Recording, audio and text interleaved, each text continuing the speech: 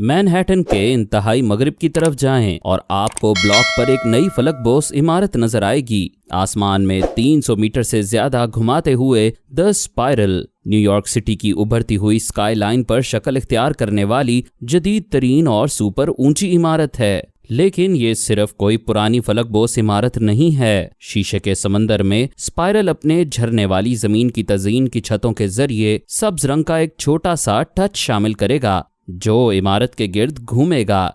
ये प्रोजेक्ट दफ्तर के डिजाइन के लिए एक नया मेयार कायम करने के लिए तैयार है और अपने आप को ऐसे वक्त में मुकम्मल करता हुआ पाता है जब ऑफिस टावर को शनाख्ती बहरान का सामना है। तकरीबन 2 साल तक खाली बैठने के बाद अब कारकुनों को उनके दफातर की तरफ रागिब करने की जंग जारी है। पायदार इमारत बनाने के तरीके, अंदरूनी बैरूनी जगह और हवा में 300 मीटर की बुलंदी पर फितरत की झलक। लेकिन क्या ये न्यूयॉर्क फलकबोस इमारत के लिए एक नई शक्ल का आगाज करेगा या कंक्रीट के जंगल में एक इस्तशना के तौर पर खत्म हो जाएगा? जब ये 2022 में बाद में मुकम्मल हो जाएगा तो द स्पाइरल हडसन यार्ड्स के पड़ोस से बाहर आने वाली चौथी सुपर टॉल इमारत होगी। ये एक नया इलाका है जो एक लाइव रेल यार्ड पर चढ़ा हुआ है, जिसने 2000 की दहाई में बड़े पैमाने पर दोबारा तरतीब देने की कोशिशों के बाद हालिया बरसों में तामीराती मंसूबों का धमाका देखा है। नए जोनिंग कोड्स की वजह से जिले में होटल, दुकानें और नई अवामी जगह खुल गई है।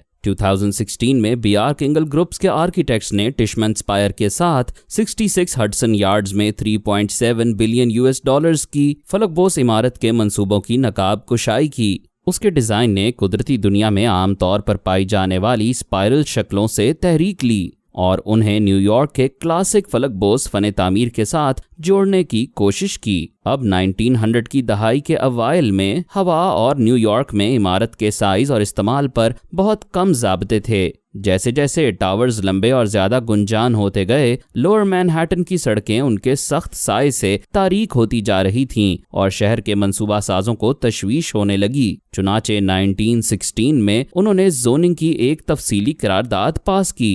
दूसरे शहरों के बरक्स उसके कोड ने ऊंचाई की कोई खास पाबंदियां आयद नहीं की। उसकी बजाय ऊंचाइयों को एक तिरछे हवाई प्लेन के अंदर रहना था ताकि रोशनी और हवा नीचे की गलियों तक फैल सके। इस ज़ाब्ते ने इमारत को कदमों वाले एहराम या वेडिंग केक के डिजाइन में ढाल दिया। आप इस खसूसियत को आर्ट डेको स्टाइल के हिस्से के तौर पर पहचान सकते हैं, या आप में से उन लोगों के लिए जो आपके फन तामीराती दौर के साथ तेज रफ्तारी से कम हैं। ये तमाम बैटमैन फिल्मों और कॉमिक्स में इमारत की शक्ल हैं। इन तमाम दहाइयों के दौरान न्यूयॉर्क की मशहूर स्काईलाइन में इनकलाब बरपा हुआ क्योंकि मैनहट्टन के बिल्कुल पार मखसूस फलकबोस इमारत उभरी। सोचें, रॉकफेलर सेंटर और एम्पायर स्टेट ये 1961 तक नहीं था, जब कानून में ज्यादा जदीद इंफ्रास्ट्रक्चर जैसे कारों के लिए पार्किंग और दफ्तर के लिए खुली जगह के लिए नजर सानी की गई थी। ये कानून आज भी न्यूयॉर्क शहर की इमारत के लिए नाफिजुल अमल है। फरसूदा 1916 कोड के बावजूद द स्पाइरल अब भी न्यूयॉर्क की क्लासिक शक्ल को अपनाने की कोशिश करता है और ये तस्लीम करता है कि अब 100 साल से ज्यादा गुजर चुके हैं। मजीद जदीद मवाद मौजूद हैं। फर्शता छत के शीशे के पैनल जो कदम पीछे वाले फने तामीर को घेरे हुए हैं और जिसे डेवलपर्स पायदार तामीराती तर्ज अमल कहते हैं। जैसा कि स्पाइरल ऊपर जा रहा था, उसने 2 अहम लहराने वाले टावर्स का इस्तेमाल किया ताकि कारकुनों और सामान को टावर के ऊपर और नीचे तेजी से और मुअस्सर तरीके से मुंतकिल किया जा सके। रवायती तामीराती तरीकों के बरक्स कारकुनान मैश पैनल से बने एक बंद प्लेटफॉर्म में थे।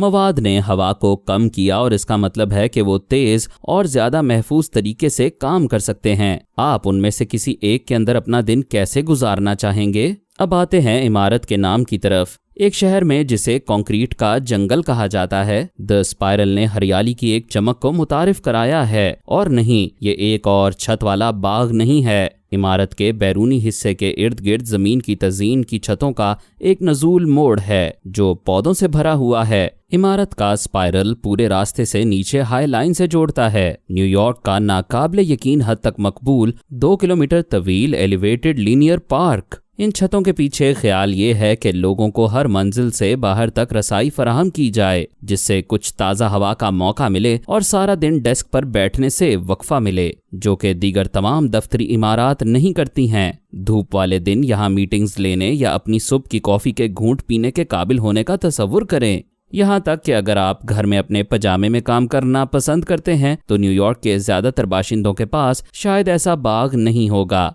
2022 के अवाइल में सिर्फ द स्पाइरल के उगवाड़े पर पौधे नमूदार होना शुरू हुए थे और साल के गर्म महीनों में मजीद शामिल किए जाने वाले हैं, बशमूल झाड़ियों, बेलों और दरख्तों, क्योंकि स्पाइरल एक मुकम्मल ब्लॉक इमारत है। उनकी हर एक बुलंदी पर मुख्तलिफ मौसमी हालात होते हैं, लिहाजा जनूब और मगरिब में ज्यादातर सूरज है, जबकि एक शुमाली हिस्सा मगरिब की तरफ बहुत कम सूरज देखता है, क्योंकि ये वो जगह है जहां दरिया का सामना है, बेइंतहा हवा चलती है और टावर की शक्ल की वजह से भी हमें हवा की तेज रफ्तार का सामना होता है, खुसूसन सर्दियों के महीने में। लिहाजा बुनियादी तौर पर माहौलियात से हर एक का कहना है कि मैं हर एक शीशे पर ठीक हूँ। एक बार जब छत पर हरियाली भर जाएगी, स्पाइरल एक खुदकार आबपाशी का निज़ाम मुतारफ कराएगा ताकि हर पौधे को मुनासिब तरीके से पानी दिया जा सके। हम बारिश के पानी को बरकरार रखने के लिए हर छत को एक कैचर सतह के तौर पर इस्तेमाल करते हैं। बुनियादी तौर पर इसे पूरी इमारत में टैंकों में पंप करते हैं और फिर इसके बाद छतों के लिए उसे अपनी आबपाशी की निज़ाम में दोबारा शामिल करते हैं। ठीक है, तो दर हकीकत हमारी तमाम उफ़क़ी सतहों को फ़ाल तौर पर इस्तेमाल करते हुए ताकि बारिश के पानी को मुस्तकिल तौर पर मुनज़्ज़म किया जा सके, स्पाइरल का बैरूनी हिस्सा यकीनी तौर पर शहर के फ़ने तामीर में कुछ ताज़ा लाता है। अंदर की तरफ बढ़ें और ये ताज़ा जज्बा जारी है। ज़्यादातर फलक बोस इमारात में फ़र्श आम तौर पर इस तरह एक दूसरे से अलग थलग काम करते हैं, लेकिन स्पाइरल के अंदर बाहर की छतें डबल एट्रियम्स बन जाती हैं। ये सब एक दूसरे के दरमियान जुड़े हुए हैं ताकि कारकुनों के दरमियान बातचीत को फ़रोग़ दें और लिफ्टों का मुतबादिल पेश करें। ये आपके छठी मंजिल के वॉकअप से कुछ ज़्यादा खुशगवार हो सकता है। डिज़ाइन और रंग में सब्ज़, ये तमाम खुसूसियात लीड गोल्ड स्टैंडर्ड को हासिल करने के लिए इमारत की कोशिश में हिस्सा डालती हैं। ये ढांचे के माहौल दोस्त होने का आलमी फ्रेमवर्क है। BIG के मोमार भी उम्मीद करते हैं कि फितरत और दफ्तर के दरमियान इंज़माम मुस्तकबिल के काम की जगहों के लिए मेयार कायम करेगा। मेरे ख्याल में उमूदी बुलंदियों में पौधों को देखने के अलावा हम उमूदी बुलंदियों पर लोगों को देखकर भी बहुत पुरजोश हैं। मैं अपने साथियों को इस बात पर गौर करने की तरगीब दूंगा कि ये सिर्फ नज़ारा देने के बारे में ही नहीं, बल्कि ये हकीकत में एक लिहाज से वापस देना है। उसकी उमूदी जगह पर कब्जा करके शहर तक ये कहना नहीं है कि स्पाइरल अपने चैलेंजेस के बगैर नहीं आया। स्पाइरल के बारे में जो मुश्किल है वो खुद स्पाइरल है, क्योंकि आपको तसव्वुर करना होगा कि कैंटिलीवर के साथ हर एक मंजिल 2.5 फुट की इमारत, तो वहाँ एक मुस्तकिल कदम है जो इससे पहले इमारत की सख्ती पर बहुत दबाव था। तो ऐसा लगता है जैसे हर कोई इमारत खुद को अलग करने की कोशिश कर रही है और इसीलिए हमारे स्टील से मजबूत कंक्रीट के फर्श की सख्ती बहुत अहमियत की हामिल थी। हमें हर मंजिल पर उफ़क़ी टेरेसेस फराहम करने पड़ते हैं ताकि इमारत में खुद को अलग करने की ख्वाहिश हो। इस वक्त तकरीबन 70% प्रॉपर्टी लीज पर दी गई है। सबसे बड़ा किरायादार जिस पर दस्तखत किए गए हैं वो फाइजर है, हमारी बहुत सी कोविड-19 वैक्सीन्स के पीछे वाली फर्म। लेकिन दीगर काबिल ज़िक्र कंपनीज में टर्नर कंस्ट्रक्शन और अलायंस ब्रिंस्टीन शामिल हैं। बिलाशुबा ये देखना बाकी है कि इस टावर का घूमता हुआ बाग कितना सरसब्ज हो जाएगा और क्या इस डिज़ाइन की खुसूसियात दफ्तरी कारकुनों को रागिब करने के लिए काफ़ी होंगी। लेकिन इसकी ज़ाहिरी शक्ल से अंदाज़ा लगाते हुए ये मुमकिन है कि ये न्यूयॉर्क पर रंगीन निशान बनाए कंक्रीट, स्टील और शीशे की स्काईलाइन जाज़बे नज़र होगी। उमूदी शहरी हरियाली हालिया दहाइयों में बढ़ रही है, लेकिन ज़्यादातर अमेरिका से बाहर। अगर हम कामयाब साबित हुए इस उमूदी बाग को एक फलक बोस इमारत पर बढ़ाना और फिर इसका इंतज़ाम करना कि इसमें चमक पैदा हो और वो कारकर्दगी की शरह, पैदावारी की सलाहियत, अफरादी कुव्वत की असल में दफ्तरी माहौल में आने या वापस आने की ख्वाहिश, ये द स्पाइरल न्यूयॉर्क के मुस्तकबिल के फलक बोस इमारतों, ख़ास तौर पर उसकी दफ्तरी इमारतों के लिए पायदार डिज़ाइन के ख्याल को आगे बढ़ाने की उम्मीद करता है। जी हाँ, ये शहर में अपनी नोयत के पहले जंगलात में से एक है, लेकिन शायद कंक्रीट का जंगल आने वाले बरसों में बिल्कुल नई शक्ल इख्तियार कर लेगा। अगर आपको इस वीडियो का मज़ा आया तो आप यकीनी तौर पर इस वीडियो चैनल से मज़ीद हासिल करना चाहते हैं